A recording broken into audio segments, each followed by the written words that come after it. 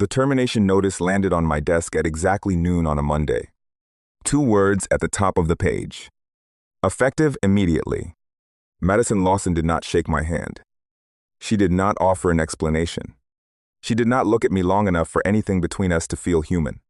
She just stood there in her expensive blazer, waiting for me to react, while HR hovered outside the glass wall of my office like I was some kind of security risk. I looked down at the paper. My name was printed at the top.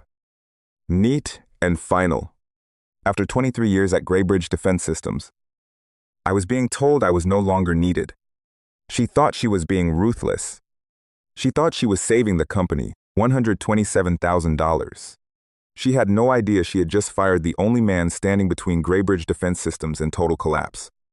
My name is Jim Bennett. I am 50 years old, and I gave that company nearly half my life. I built systems that protected military networks, power grids, and infrastructure that most people will never hear about because, if we did our jobs right, nothing ever happened. Every late night, every canceled weekend, every phone call that pulled me away from the dinner table existed because the work mattered. Because real people, in real situations, depended on what we built, staying functional. At the center of all of that was Ironclad. Ironclad was not just software. It was Graybridge's most valuable defense protocol, the system that had secured federal clients for over a decade. The reason Sentinel Defense Group had put a $285 million merger on the table. Without Ironclad, Graybridge was a name on a building. With it, they were something worth buying. What Madison did not know was that Ironclad was protected by a clause written 12 years earlier by the man who founded Graybridge, a retired Marine named Bill Hutchinson. Bill had signed an agreement before he stepped back from the company. That agreement sat quietly in escrow for over a decade, waiting for one condition to be met. Once my annual performance bonus cleared payroll, ownership of the entire Ironclad system would legally transfer to me. Not symbolically, not emotionally, legally. Madison had fired me 72 hours before that payment. I read the termination notice from the first line to the last. Then I signed my name at the bottom without a word. My hand did not shake. I stood, picked up my coat, and walked out. On my desk, I left a small black USB drive. I saw Madison glance at it as I passed, just for half a second. But it was enough. She thought it held the backup files she needed. It was empty. Every real line of Ironclad code, every licensing certificate, every encrypted archive was locked behind biometric access that only I could open.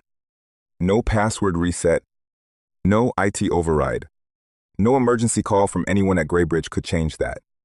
Outside, the city kept moving like nothing had happened. But in 72 hours, the entire company would learn what Madison had done. She had not fired an employee. She had pulled the pin on her own company. To understand how we got here, I need to take you back 12 years. Bill Hutchinson asked me to meet him at a steakhouse in Arlington on a Thursday night. It was late enough that most of the dinner crowd had cleared out. Bill sat in a corner booth with a bourbon in front of him, jacket folded beside him. Looking less like a CEO and more like the retired Marine, he had always been underneath the suit. I remember thinking something was wrong, because Bill only called private meetings when the matter was serious. When I sat down, he slid a folder across the table. "Jim," he said, "one day, people who did not build this company are going to try to control it." Back then, Graybridge still felt solid. The engineers cared. The mission mattered. We were not perfect, but we were building something real. Power grids, defense networks, critical infrastructure. The kind of work that did not allow for failure. Bill did not smile. "I have seen what happens when boardrooms get hungry," he said. "They sell what should be protected. They promote people who understand politics better than purpose. And then they call it progress." Inside that folder was an amendment to my contract. At first, I thought it was just another bonus structure. Annual performance incentive. Retention language. Legal paragraphs stacked so tightly they almost looked harmless. Then Bill pointed to one section, the ironclad system. He had written a clause that tied my future bonus payment to the ownership rights of Ironclad. If Graybridge ever paid that bonus under the right conditions, the intellectual property rights would transfer to me automatically. The signed agreement would sit in escrow until the payroll confirmation triggered it. I looked up at him. Bill, this is your life's work. He shook his head slowly. No, it is Earth's, and I trust you to protect it more than I trust any board of directors. At the time, I thought he was being paranoid. Now, sitting at my home office desk, with the clock running down, I understood everything. Bill had not been paranoid. He had been right. When I walked through my front door that afternoon, Carol was in the kitchen with a mug of coffee in her hands. After 25 years of marriage, she did not need me to say a single word. She looked at my face, set the mug down, and whispered my name. I hung up my coat and sat down at the kitchen table. I got fired. The house went quiet in the way that houses do when something irreversible has just been said. Not the comfortable silence that fills a room after dinner, but the kind that makes you conscious of every small sound. The refrigerator humming, the clock on the wall, the sound of your own breathing. Carol slowly pulled out the chair across from me and sat down. What happened? Madison walked into my office at noon, handed me a termination notice, effective immediately. Her eyes narrowed, not at me, but at the shape of what she already understood. Carol had been beside me through every Navy contract, every emergency system failure, every midnight phone call, every vacation I promised would be hours before Graybridge pulled me back in. She knew what the company had cost our family in ways that never appeared on any performance review. Why now, she asked. My bonus pays on Thursday at noon. She thinks firing me before then saves Graybridge $127,000. Carol stared at me. And the clause. She triggered it. In 72 hours. Ironclad transfers to me. She sat back and was quiet for a long moment. She knew what Ironclad meant. She knew it was not just a software protocol or a contract asset. It was every dinner I had skipped. Every birthday I had arrived too late. Every night she had fallen asleep waiting for me to come home. Ashley was still in college. Brian had another year left. We had tuition payments, a mortgage, and a doctor who had told me 3 months earlier that my blood pressure was too high and my stress levels were catching up with me. Carol reached across the table and took my hand. Jim, she said quietly, you have spent your whole life protecting that company. Who has been protecting you? That hit harder than the firing did. I wanted to explain that this was different. That Bill had trusted me. That if Madison got away with this, she would destroy everything good people had built before her. But beneath all of that was a truth I had been avoiding for years. I was tired. Carol held my hand and looked at me without saying anything for a while. Finish it, she finally said. But when this is over, you come back to us. Not to Graybridge. Not to another emergency. To us. I looked at my wife, the woman who had carried the quiet weight of my loyalty for 25 years without ever asking me to choose differently. Montana, I said. She gave me a tired smile. No phones. No phones. I promised. Then I went upstairs, opened my secured workstation, and watched the countdown appear on the screen. 71 hours, 58 minutes, 42 seconds. The first thing I did was not call a lawyer. I did not contact the press. I did not threaten Madison or write angry emails to the board. People like her expect emotion. They count on it. They wait for the person they have hurt to make one loud. Desperate move that can be turned against them later. I gave her nothing. I sat down in my home office, closed the door, and checked every security layer connected to Ironclad. Biometric encryption intact. Master keys untouched. Backup archives sealed. No unauthorized login attempts. No forced access requests from Graybridge IT. That told me something important. Madison still thought she had control. She had no idea the real system had never been sitting on a company server waiting for her to seize it. Every genuine line of code, every legitimate certificate, every encrypted archive existed behind access protocols only I could open. The USB drive she had seen on my desk was theater. I had kept it there for years, knowing that people like Madison always reach for the obvious thing. I opened the legal vault and reviewed every document. The escrow trigger tied to my bonus deadline, the licensing transfer documentation, the continuity language, Bill Hutchinson's original signature. Everything was in place. Everything was ready. Then I prepared one quiet email. Not to Madison, not to the board, to 3 attorneys at Sentinel Defense Group, scheduled to send automatically if Graybridge failed to renew the ironclad licensing rights before the countdown reached 0. The message was short and professional. As of Thursday at 12 noon, Graybridge Defense Systems may no longer hold valid licensing rights to the ironclad protocol central to the Sentinel integration. Please review Section 14 of the merger agreement. Section 14. The clause Madison had signed without reading. It named 3 key personnel required for the merger integration to remain valid. If any one of us left Graybridge before the deal closed, Sentinel had the right to delay, renegotiate, or walk away entirely. My name was first on that list. I scheduled the email. No dramatic gesture, no threat, no warning to Madison.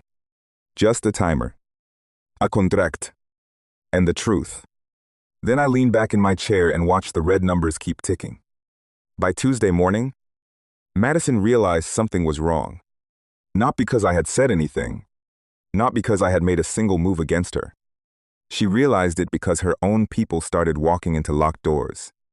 At 8:17 in the morning, my secured system flagged the first unauthorized access attempt. Someone at Graybridge IT had tried to open the ironclad archive using my disabled employee credentials. Failed. At 8:24, an administrator override attempt. Failed. At 8:39, an attempt to locate the master backup path connected to the company server. Also failed. I set down my coffee and looked at the screen without surprise. Madison had found the empty USB drive. She had probably walked into IT with it like she was handing them a treasure, only to discover it contained nothing but blank storage and her own poor judgment.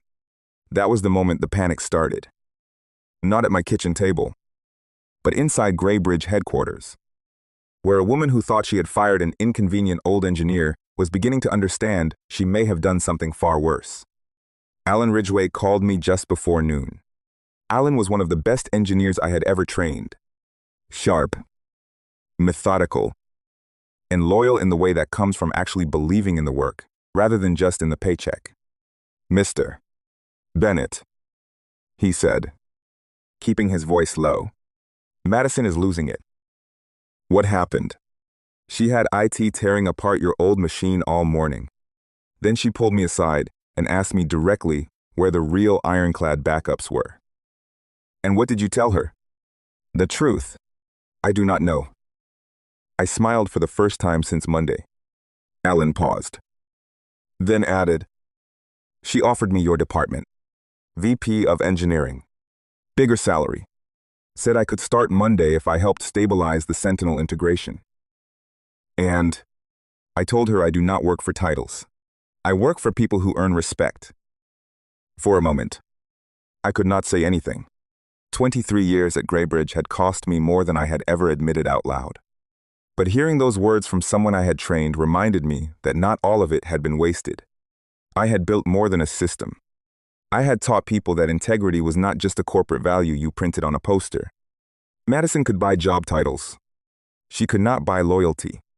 And every failed login, every panic meeting, every unanswered question inside Graybridge headquarters was pulling her one step closer to the truth she should have read before she touched my file. The reporter reached out before lunch on Tuesday.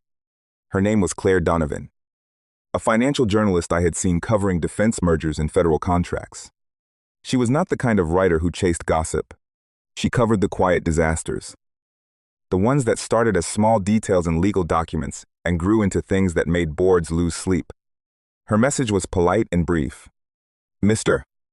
Bennett, I am hearing rumors about sudden personnel changes at Graybridge Defense Systems connected to the Sentinel merger. Would you be willing to comment? I read it twice. This was the moment most people would have used to attack. I could have handed Claire everything. Every document. Every timestamp. Every line of contract language that proved what Madison had done. I could have turned it into a public execution before Madison even understood what was happening. But that would have made me look emotional. Emotional men are easy for corporate lawyers to dismiss. So I wrote one sentence back. Ask them about Section 14. That was all. No accusation. No threat. No explanation. Just a door. Left slightly open. For a careful reporter to walk through. Within an hour, I knew it had landed. An email arrived from Diane Sullivan, lead counsel for Sentinel Defense Group. Her tone was measured and professional, but tighter than it should have been. Mr. Bennett, we have been reviewing portions of the Graybridge Sentinel merger agreement and would appreciate clarification regarding key personnel continuity language. There it was. Section 14. I called Diane back the same afternoon. She got to the point immediately. Mr. Bennett, can you confirm whether the ironclad licensing rights remain active under Graybridge control? I kept my voice even. The last valid certificate was issued while I was employed. A pause. And your employment status changed Monday? Yes. A longer pause. Then Graybridge needs to provide us with updated proof of ownership immediately. That would be a question for Graybridge, I said. When the call ended, I did not celebrate. I sat in the quiet of my office and let the moment settle. Sentinel was asking the right questions now. And once lawyers start asking the right questions, arrogant executives stop controlling the story. Madison called me at 9:47 on Wednesday morning. I knew it was her before I answered. Not because her name still carried any weight with me, but because people like Madison only call when they finally understand the room is on fire and they are standing in the center of it. I let it ring 3 times. Then I picked up. Jim Bennett. Where the hell have you been? No greeting. No preamble. Just panic wearing an executive voice. At home? I said. I believe you made that official. A sharp silence. Sentinel's legal team contacted us. She said, they are asking about Section 14. What did you tell them? I told them to read the agreement. Do not play games with me. Jim, I am not the one who treated a merger agreement like a brochure. Her breathing changed. For the first time since I had known her, Madison Lawson sounded less powerful and more confused. There is a specific quality to the silence of someone who has always assumed they were the smartest person in the room. Finally confronted with evidence that they were not. They want current proof of ownership for Ironclad. She said, we cannot locate the certificate. Then you should ask the person responsible for terminating the man who managed it. That is not helpful. No, I said. It is accurate. She lowered her voice, trying a different approach. Look, if we can work something out, I can talk to the board about reinstating you. I let that sit for a moment. Madison, you did not fire me by accident. You fired me because you thought I was expensive. You thought removing me before payday would make you look decisive. You thought 23 years of my work was just a cost you could eliminate. You do not understand the pressure I was under. I understand it perfectly. You were under pressure, so you cut the person you did not bother to understand. That is not pressure. That is a choice. Silence. I am not coming back. I said. Yem. Read the contract. All of it this time. I ended the call. For 23 years, Graybridge had called me whenever something critical needed saving. But this time, the emergency was entirely theirs, and I had no obligation to rescue the people who had created it. By Wednesday afternoon, Graybridge was no longer managing an internal mistake. It had become a public disaster. The first market alert hit just after trading opened. Graybridge defense systems fell 8% in under an hour. Then 12. Then 15. By midday, financial analysts were using words no executive ever wants attached to their company. Instability, due diligence failure, exposure. And the worst part was that nobody could explain it away. Graybridge released a short statement claiming the Sentinel merger remained on track. Sentinel refused to confirm it. That silence was louder than any press release. Investors heard it. Reporters heard it. The board heard it clearly. My phone lit up with numbers I did not recognize. Old colleagues. A few board members who had not called me in years. I let most of them go unanswered.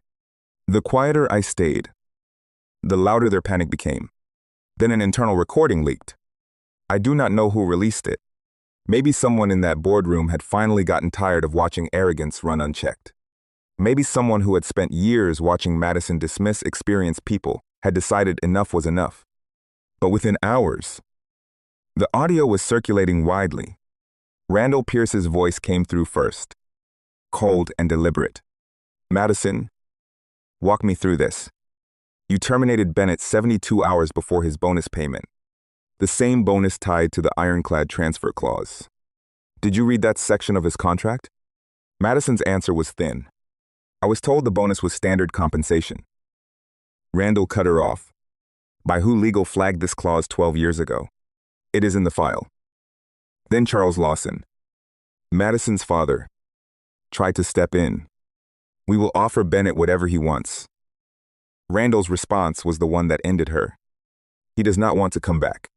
And legally, we have no leverage. That sentence spread faster than the stock drop. By that evening, Graybridge had fallen 23% over 2 days. The merger timeline was officially in question. Sentinel was reviewing alternatives. Madison's professional reputation, which she had spent years building on the back of other people's work, was being dismantled in real time. She had not cut costs. She had cut the foundation out from under the entire company. The call from Sentinel came at 3:18 that afternoon. Thomas Vaughn, CEO of Sentinel Defense Group. I answered without letting it ring. Mr. Bennett, he said, his voice calm and direct. I wanted to speak with you personally. That sounds serious. It is. We are suspending merger negotiations with Graybridge pending further review. I had already seen the alert, but hearing him say it felt different. Final. Like a door closing in a room far away. I understand, I said. There is another reason I am calling. Vaughn continued. Our legal and technical teams have reviewed your background. 23 years at Graybridge. Primary architect on multiple defense contracts. Lead developer of Ironclad. Mr. Bennett. The value we were pursuing was never Graybridge's leadership team. He paused. It was you. For the first time that week, I genuinely did not know what to say. For 23 years, I had watched executives accept credit for systems they could not explain. I had sat in the back of conference rooms while people like Madison presented my work as if it had assembled itself. I had stayed quiet through investor calls where my name was never mentioned. Through board presentations where the technical achievements were attributed to the company rather than the people who had built them. And now, the buyer of a $285 million merger was saying the quiet part out loud. We would like to discuss a direct partnership, Vaughn said. With you personally, not with Graybridge. My eyes moved to the countdown on my monitor. 14 hours. 8 minutes. 22 seconds. What kind of partnership? 3 years. Consulting structure. Full technical authority over Ironclad deployment. Compensation and equity reflecting actual ownership. Remote work whenever possible. We want stability. Mr. Bennett, and we want the person who actually built what we are trying to acquire. I leaned back in my chair slowly. Madison had fired me before my bonus to save the company money. Instead, she had handed me the future I had been too loyal to ask for on my own. Send the proposal? I said. Vaughn answered without hesitation. It is already on its way. The proposal arrived 20 minutes later. Subject line, Bennett Defense Solutions, Strategic Partnership Draft. I stared at those 4 words longer than I expected. Bennett Defense Solutions. It was the first time my name had ever appeared in front of the work I had spent my career building.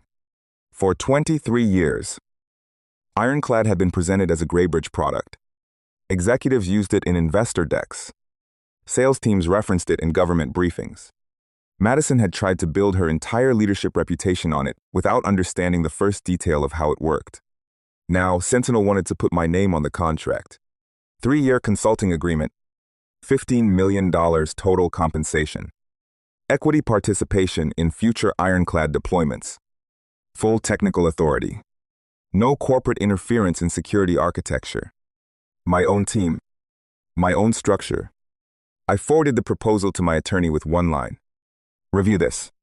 I think we have a deal. He called back in under 10 minutes. Jim, he said, this is excellent. Better than anything Graybridge would have ever offered you. I know. Do you understand what this means? I looked toward the hallway, where Carol was quietly moving through the house, like our entire future had not just rearranged itself under our feet. It means I do not have to go back. I said. No. He said. It means they need you now. And you get to decide what your life looks like. That night, I called Alan Ridgway. He answered on the second ring. I saw the news. He said. Is it true? It is true. I am starting a consulting firm. Silence. Then he asked, are you building a team? I am. I want you as technical director. He did not hesitate. I am in. I smiled for the first time since Monday. Madison had tried to erase me from Graybridge before a bonus payment. Instead, she had given me ownership, leverage, and the chance to build something better, with people who had actually earned their seats at the table. 72 hours. That was all it took for one arrogant decision to unravel a $285 million merger. At 11:59 on Thursday morning, I sat in front of my workstation. Carol stood quietly behind me. Neither of us spoke. The room was still. The only sound was the soft hum of the computer and the countdown moving towards 0. 10 seconds. 5. 1. At exactly 12 noon, the screen refreshed. Transfer complete? Owner James Bennett. I looked at those words for a long time. 23 years of late nights. Missed dinners. Emergency calls at holidays. Promises to Carol that I kept putting off for one more crisis. All of it had led to this one quiet line on a screen in my home office. Ironclad was mine. Not Graybridge's. Not Madison's. Mine. The same system Madison had used to build her reputation. The same system Graybridge had bragged about in every investor presentation. The same system Sentinel had been trying to buy for $285 million. By the end of that week, Madison was gone. The board asked for her resignation. Graybridge's stock was still recovering. Charles Lawson sent me a personal message. But some things cannot be repaired with an apology sent after the damage is done. Randall Pierce called and told me that Bill Hutchinson would have been ashamed of how they had treated me. I told him the truth. Bill had already protected me. He had seen this moment coming 12 years before anyone else. But the strange thing was, when Madison finally lost everything she had tried to control, I did not feel the rush of satisfaction I had expected. There was no great triumph, no desire to humiliate her further. What I felt was something quieter and much more lasting. Relief. Because the real win was never about watching Graybridge suffer. The real win was walking away with my name, my work, my dignity, and my future still intact. I built Bennett Defense Solutions with people who understood why doing things right mattered. Alan became my technical director. Sentinel became our first partner. And Carol finally got the promise I had made her too many times over, too many years. The drive to Montana felt surreal. For the first time in longer than I could accurately remember, my phone stayed off. No buzzing notifications. No urgent emails. No market alerts or board calls. Just Carol beside me. The open road stretching west. And 2 days of nothing but asphalt and sky, and the kind of quiet that makes you realize how long you have been running on empty. We arrived at a cabin beside a lake. The kind where the water reflects every color in the evening sky, and the only sound at night is the wind through the pines. No cell service. No distractions. Just stillness. I stood on the dock the first evening and let myself exhale fully for the first time since that termination notice had landed on my desk. All of it lifted. The late nights. The weekend crises. The vacations missed. The dinners skipped. The years I had given to a company that never once asked what it was costing me. All of that weight simply released into the air above the water. And I stood there feeling lighter than I had in decades. Carol came up behind me and put her arms around my shoulders. "You did it," she whispered. I shook my head. We did it. For the next several days, I walked the trails and fished and let the world move without me. In the evenings, I sat on the porch with a glass of bourbon and watched the sky shift from orange to purple to black. I thought about the work I still wanted to do, about the team I was building, about the kind of company I could create now that I was the one setting the terms. But mostly I just sat there and breathed. In the silence, I found myself thinking about Bill Hutchinson, about that Thursday night in Arlington 12 years ago. The bourbon on the table, the folder sliding across to me, the look on his face when he said he trusted me more than any board of directors. He had seen something that night that I had not yet understood. That loyalty without protection is not loyalty. It is just hope. And hope, without a contract behind it, is what companies count on to keep good people quiet. Bill had given me something more durable than hope. He had given me the truth in writing. Standing on that dock as the sun disappeared behind the mountains, I finally understood what he had tried to teach me all those years ago. Competence matters. Integrity matters. But loyalty should never become a cage. And if people only realize your value after they lose you, then losing you was probably the lesson they needed. Madison thought she had fired a 50-year-old engineer who had served his purpose. What she actually did was free the man who held the key to everything she wanted. And sometimes, the most satisfying outcome is not destroying the people who underestimated you. It is building a better life in a place where they no longer have access to you. If this story stayed with you, I would love to hear from you in the comments. Would you have done what Jim did? Stayed silent and let the contract do the work? Or would you have confronted her the moment she handed you that notice? Tell me what you would have done differently. And if you believe that patience, preparation, and truth always outlast arrogance, consider subscribing to Alex's Revenge. New stories of betrayal, karma, and the kind of justice that actually lasts drop every week. Hit subscribe and join the community. We will see you in the next one.